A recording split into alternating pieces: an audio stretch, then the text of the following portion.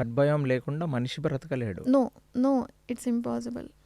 It's a part of our ecosystem which we అందుకనే have దాన్ని మీరు క్రియేటెడ్. సింబియాటిక్ రిలేషన్షిప్ అన్నారు. అవును, it's a symbiotic relationship. We అంటే our both are whole existence interdependent. Is because of the existence of microbiome. It's a part of existence. రెండు we have our own systems but gut microbiome is like a key. Super. Ya. మరి అలాంటి gut మైక్రోబియామ్ని enhance చేయటమో లేకపోతే అది పాడైతే వచ్చే రోగాలు దీని గురించి మనం ఎక్కువ వినం కదా అసలు. వినము, but now the awareness been created. ఇంతకుముందు ఇలాంటి గట్ ఇష్యూస్ అన్నవి చాలా తక్కువగా వినుంటారు. బట్ ఇప్పుడు ప్రతి ఒక్కరిలో ఒక 10 మెంబర్స్లో 2 మెంబర్స్కి ఇరిటబుల్ బాల్ సిండ్రోమ్ ఉండడం, 10 మెంబర్స్లో 5 మెంబర్స్కి ఒక యాసిడ్ రిఫ్లెక్స్ ఎసిడిటీ కండిషన్స్ ఉండడము, లేకపోతే ఇండైజెషన్ ఇష్యూస్ ఉండడం, ఏదో ఒకటి సంథింగ్ రిలేటెడ్ టు గట్ వచ్చిన తర్వాత there was more awareness about this gut. అసలు అదేంటి మీ దృష్టిలో ఇప్పుడు బయటకు వచ్చిందా లేకపోతే ఇంతకుముందు ఎవరికి అర్థం కాక చెప్పలేదా అది? అర్థం కాక ఈ గట్ మైక్రోబియం డిస్టర్బెన్సెస్ అన్నవి మనకి లాస్ట్ డెకేడ్లో బాగా పెరిగిపోయినాయి అన్నవి నా ఒపీనియన్. ఎందుకని? ఎందుకంటే గట్ మైక్రోబియంని డిస్టర్బ్ చేసే మెయిన్గా ఫుడ్ చాయిసెస్. మీరు ప్రతిరోజు బయట వెళ్ళి ఫుడ్ తింటూ ఆయిలీ ఫుడో షుగరీ ఫుడో లేదా హోమ్ మేడ్ ఫుడ్ కాకుండా బయట ఫుడ్ ఎక్కువ తినే వాళ్ళల్లో వెంటనే ఈ గట్ మైక్రోబియం డిస్టర్బెన్సెస్ కనిపించవు. సో ఆ ఇన్ఫ్లమేషన్ మెల్లమెల్లగా వెళ్ళి it start disturbing your gut microbiome. One fine day మెల్లమెల్లగా మీకు అనిపిస్తుంది నాకు కొంచెం యాసిడ్ రిఫ్లెక్స్ వస్తుంది, కొద్దిగా ఎసిడిటీ వస్తుంది, ఒకరోజు కాన్స్టిపేటెడ్గా అనిపిస్తుంది, మళ్ళీ నెక్స్ట్ డే నార్మల్ డైట్ తీసుకుంటే నార్మల్గా అనిపిస్తుంది. ఇలా ఒక phase wise you are disturbing the gut microbiome. One fine day దానికి ఒక డిసీజో డిజార్డర్ పేరు దొరుకుతుంది మీకు. ఇప్పుడు మీకు చిన్న చిన్న డిస్కంఫర్ట్స్ ఉన్నాయనుకోండి, you don't go to your doctor కదా. సో ఆ చిన్న చిన్న discomforts what are this symptoms saying to your body? మీకు యాసిడ్ రిఫ్లెక్స్ ఉంది, ఎసిడిటీ ఉంది, ఇవి ఎన్ని సిమ్టమ్స్ మీ బాడీ ఎందుకు చూపిస్తుందంటే you are doing something wrong to disturb it. అది కమ్యూనికేట్ చేస్తుంది. Symptoms are nothing but your body is trying to communicate and tell you మీరు చేసే ఏదో కరెక్ట్గా లేదో అది మార్చుకోండి అని చెప్తుంది. కానీ అసలు అప్పుడు అంటే ఏం జరిగితే అయింది అంటే కొన్ని మైక్రోబ్స్ చచ్చిపోవటం వల్లనా లేకపోతే ఏంటి? ఈ ఫుడ్ నుంచి వచ్చే ఇన్ఫ్లమేషన్ మన స్టమక్ యాసిడ్స్ని, సో గట్లో top to bottom upper GI issues lower GI issues అని రెండు ఉంటాయి. అప్పర్ జిఐ ఇష్యూస్ అన్ని యాసిడ్ రిఫ్లెక్స్, ఎసిడిటీ, కడుపులో మంటగా ఉండడం, అల్సర్స్, హెచ్ పైలోరీ ఇన్ఫెక్షన్స్, వీటికి సంబంధించిన అప్పర్ జిఐ ఇష్యూస్. ఎప్పుడైతే అప్పర్ జిఐ ఇష్యూస్ దాటి ఇన్ఫెక్షన్ లోవర్ ఇంటెస్టైన్స్కి చేరుతుందో మనం అప్పుడు lower GI issues like IBS కానీ ఐబిడి కానీ వస్తుంది మనకి. సో అప్పర్ జిఐ ఇష్యూస్ రావడానికి ఫస్ట్ మెయిన్ కారణం కామన్గా చూసేది ఎసిడిటీ, యాసిడ్ రిఫ్లెక్స్ చాలా మందిలో కామన్గా చూస్తాం. అదే కడుపులో యాసిడిటీ ఎక్కువయ్యి యాసిడ్ ఎక్కువయ్యి అప్పుడు కదా ఎసిడిటీ వస్తుంది. ఇది ఎసిడిటీ కాదు, మన బాడీకి time to time circadian rhythm గురించి మనం ఇంతకు ముందు మాట్లాడుకున్నాం. సో ఏదైనా సరే if you are not doing based on the circadian rhythm అదొకటి, and you are not eating according to your nutritional requirement. అంటే టైంకి పడుకోకుండా టైంకి తినకుండా లేదా lifestyle habits like alcohol, smoke ఎక్కువ చేస్తూ ఉంటే it will disturb your stomach acids first.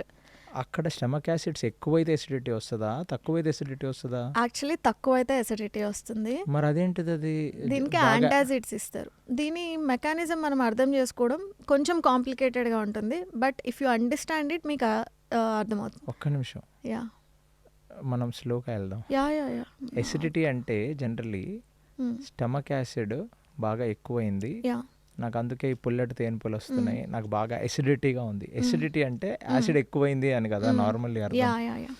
అది కదా అంటారు మీరు. దానికి చాలా కాంట్రాస్ట్ గా తక్కువైతే వస్తుంది అని అంటున్నారు. ఎవరిలో అయితే ఎసిడిటీ ఉందో, యాసిడ్ రిఫ్లెక్స్ ఉందో వాళ్ళలో అడగాల్సిన కొన్ని క్వశ్చన్స్ అడిగితే మనకి ఆన్సర్ దొరుకుతుంది. ఒకటి, మీరు టైంకి తింటున్నారు. టైంకి తిన్న వాళ్ళు ఎవరికి, టైంకి ఇంట్లో వండిన ఫుడ్ తిన్న వాళ్ళు ఎవరికి ఎసిడిటీ, యాసిడ్ రిఫ్లెక్స్ వచ్చే ఛాన్స్ లేదు. సో టైం టు టైమ్ మన బాడీ సిర్కాడియన్ రిథమ్ని బట్టి యాసిడ్ సెక్రీషన్ చేసుకుంటుంది.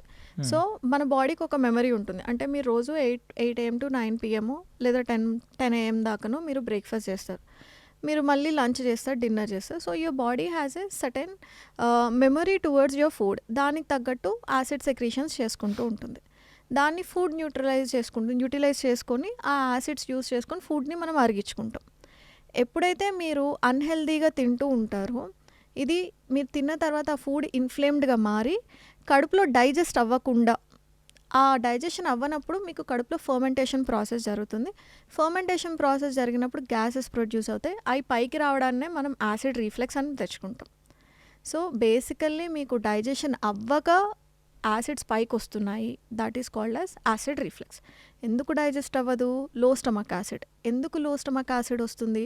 మీ ఫుడ్ చాయిసెస్ ఇన్ఫ్లేమ్డ్గా ఉన్నాయి, మీ ఫుడ్ టైమింగ్స్ ఆడ్గా ఉన్నాయి, లేదా కడుపుని డ్రై చేసే ఆల్కహాల్ లేదా ఓవర్ జంక్ ఈటింగ్ హ్యాబిట్స్ లేదా స్మోకింగ్ హ్యాబిట్ ఉండడం వల్ల గ్రాడ్యువల్గా స్టమక్లో ప్రొడ్యూస్ అవ్వాల్సిన యాసిడ్ కంటెంట్ కరెక్ట్గా ప్రొడ్యూస్ అవ్వక it will be as a low stomach acid concentration. మరి ఆ లో స్టమక్ యాసిడ్ వచ్చినప్పుడు దానికి మళ్ళీ మనం జెలుసిల్, ఈ ప్యాండీ, యాంటాసిడ్స్ ఎందుకు ఇస్తాం? అవి ఇంకా తగ్గిస్తాయి కదా. మన కడుపులో యాసిడ్ ఉన్నంత వరకు మీకు మంట వేయదు. Stomach is acidic in nature. ఎందుకు? అదొక ఎలక్ట్రిసిటీ లాగా, ఫుడ్ని బ్రేక్ డౌన్ చేయడానికి వాడే ఒక ఎలక్ట్రిసిటీ లాగా. So stomach is naturally acidic in nature. మీకు అనిపిస్తుంది ఎప్పుడు మీ పొట్ట మండుతుందని? ఎందుకు అనిపించదు? మనకు ఒక ప్రొటెక్టివ్ లేయర్ ఉంది. స్టమక్ యాసిడ్ని హోల్డ్ చేయాలి కాబట్టి natural it is designed with a protective layer called as mucosa layer. ఈ స్టమక్లో ఉండాల్సిన యాసిడ్స్ పైకి వస్తే దానికి ఆ ప్రొటెక్టివ్ లేయర్ లేదు. మన ఫుడ్ పైప్కి ఆ ప్రొటెక్టివ్ లేయర్ లేదు. కాబట్టి యాసిడ్ మీ గొంతులోకి వస్తే ఎలా అనిపిస్తుంది? మంటగా అనిపిస్తుంది. ఈ యాసిడ్ మంటను తగ్గించడానికి జెలసిల్, యాంటాసిడ్ ఇస్తారు. ఇక్కడ దాకా మీకు క్లియర్ అయింది. బట్ ప్రాబ్లం ఎక్కడుంది? స్టమక్లో ఉంది. అది లో స్టమక్ యాసిడ్ వల్ల వచ్చింది. కాబట్టి ఇంకా మీ స్టమక్ యాసిడ్స్ని తగ్గించేసి మీకు కాన్స్టిపేషన్ అనే కొత్త ప్రాబ్లమ్ని క్రియేట్ చేస్తుంది. ఇక్కడ మీకు పైన ఇట్ హెల్ప్స్ యూ, ఈ గొంతులో మంటకి, కడుపులో మంటకి it helps you, but on a long term it will give rise to constipation. అలోపతిలో ఇట్ బిలీవ్స్ దట్ వాళ్ళు కూడా హై స్టమక్ యాసిడ్ అని చెప్పరు. వాళ్ళు అసలు రీజన్ చెప్పరు. ఫస్ట్ ఎందుకు యాసిడ్ రిఫ్లెక్స్ వస్తుందో మీరు టైంకి తినండి, టైంకి వాడుకోండి, ఈట్ ఇన్ స్మాల్ మీల్స్ అన్నది ఒక జనరల్ అడ్వైస్. మీరు ఏ గ్యాస్ట్రో దగ్గరికి వెళ్ళినా కూడా వాళ్ళు ఇచ్చే ఒక జనరల్ అడ్వైస్. వీటితో పాటు స్ట్రెస్ తీసుకోవద్దని, స్ట్రెస్ కూడా one of the factor. So ఈ జనరల్ అడ్వైస్ ఫాలో అయ్యే టైం లేదో, జనాలకు రిఫ్లెక్ట్ చేసుకునే టైం లేదో, ఈ హ్యాబిట్స్ని ఓవర్ నైట్ గివప్ చేసే మైండ్ సెట్ లేకనో they start developing like you know ఒక యాసిడ్ రిఫ్లెక్స్, ఒక ఎసిడిటీ ఇష్యూ, కాన్స్టిపేషన్ కింద మారిపోతూ ఉంటుంది వాళ్ళకి. రోజు ఒక టాబ్లెట్ వేసుకొని తినే మనుషులు తెలుసు నాకు. Yes, there are people who take it like a chocolate every day. ఒక ప్యాండీ వేసుకొని ఫుడ్ తింటారు. అసలు ఎందుకు అసలు దానివల్ల చాలా హామ్ చేస్తున్నారు కదా వాళ్ళు. ఈ యాంటాసిడ్స్ అన్నవి జనరల్గా మన ఒక బయలాజికల్ ఫినామినా ఏంటి? మీకు స్ట్రాంగ్ స్టమక్ యాసిడ్ ఉంటే అవి మీ ఫుడ్లో న్యూట్రియంట్స్ని డీబాండ్ చేస్తాయి. మీరు ఒక ఐరన్ రిచ్ ఫుడ్ తిన్నారు, దాన్ని డీబాండ్ చేసి అవి స్మాల్ ఇంటెస్టైన్కి వెళ్ళాక అబ్జార్బ్ చేసుకుంటాయి. ఎప్పుడైతే యాంటాసిడ్ తీసుకుంటామో ఫస్ట్ డైజెషన్ సరిగ్గా జరగదు, మీకు తేన్పులు వస్తూనే ఉంటాయి. మీరు ప్యాండీ తీసుకున్న వాళ్ళలో చూడండి, వాళ్ళు ఎక్కువ బర్పింగ్ చేస్తుంటారు, లేదా వాళ్ళ స్టమక్ బ్లోటెడ్గా అనిపిస్తుంటుంది ఎప్పుడు కూడా. That is one thing. వాళ్ళకి న్యూట్రియంట్ అబ్జార్ప్షన్ డెఫిషియన్సీస్ చాలా ఉంటాయి. అవి ఇమీడియట్ కనిపించకపోవచ్చు. వన్స్ దే రీచ్ 40s, విపరీతమైన ఆడవాళ్ళలో అయితే పెరిమెనోపాజ్ వస్తుంది తొందరగా. మోకాల నొప్పులు 40 yearsకే మోకాల నొప్పులు వచ్చేస్తాయి. ఐరన్ డెఫిషియన్సీ నాకు తెలిసి యాంటాసిడ్స్ తీసుకున్న 80% మందిలో ఐరన్ డెఫిషియన్సీ, B12 డెఫిషియన్సీ ఉంటుంది. సో ఈ లో stomach acid is one of the root cause for chronic acid reflex, girt, and second thing nutrient deficiencies. మనం తిన్నా కూడా బాడీకి అబ్జార్బ్ అవ్వదు, ఎప్పుడు ఆవలిస్తూనే ఉంటారు, కాన్స్టెంట్ ఫెటీగ్ ఉంటుంది యాంటాసిడ్స్ తీసుకునే వాళ్ళల్లో. మరి అలాంటప్పుడు ఈ డాక్టర్స్ ఇంత యాంటాసిడ్స్ని అంత సబ్స్క్రైబ్ చేయకూడదు కదా? చెయ్యకూడదు. They shouldn't advise it. ఇది ఇండియాలో ఎక్కువ ఉందా? ఈవెన్ అబ్రాడ్లో కూడా యాంటాసిడ్స్ ఇస్తారా?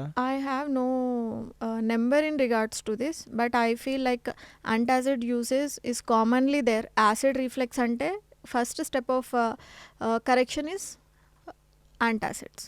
అదే across the globe I don't know, ఇది నాకు తెలీదు. But my clients come with the same history.